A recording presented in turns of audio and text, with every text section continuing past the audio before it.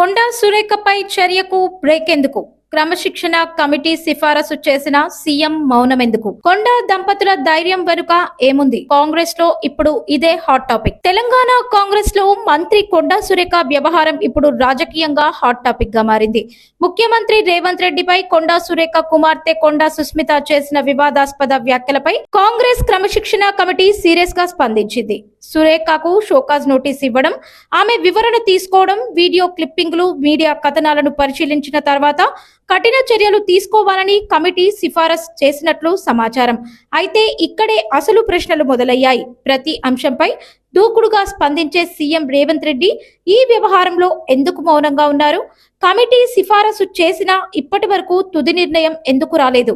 ఈ మౌనం వెనుక రాజకీయ వ్యూహం ఉందా, లేక కాంగ్రెస్ హైకమాండ్ నిర్ణయం కోసం సీఎం వేచి చూస్తున్నారా? మరోవైపు కొండా దంపతులు కూడా వెనక్కి తగ్గకపోవడం ఇప్పుడు చర్చనీయాంశంగా మారింది.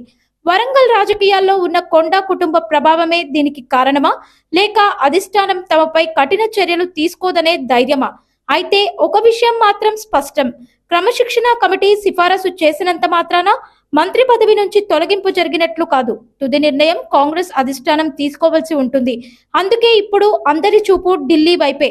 కొండా సురేఖపై హైకమాండ్ కఠిన చర్యలు తీసుకుంటుందా, లేక హెచ్చరికతోనే సరిపెడుతుందా? సీఎం రేవంత్ మౌనం వెనుక అసలు వ్యూహం ఏంటి? ఈ ప్రశ్నలకు సమాధానం కాంగ్రెస్ హైకమాండ్ నిర్ణయంతోనే తెలుస్తుంది. తేలనుంది.